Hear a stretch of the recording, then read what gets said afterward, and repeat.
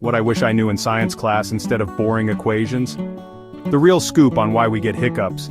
Hiccups happen when your diaphragm, that big muscle under your lungs, suddenly spasms. This spasm forces you to suck in air quickly.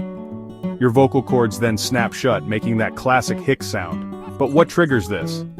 Eating too fast, drinking fizzy drinks, or even sudden excitement can irritate your diaphragm. Sometimes it's just your body being quirky. Most hiccups go away on their own. But if they stick around for over 48 hours, it's time to see a doctor. So next time you get the hiccups, remember it's just your diaphragm throwing a tiny tantrum. Got any funny hiccup stories? Drop them in the comments below.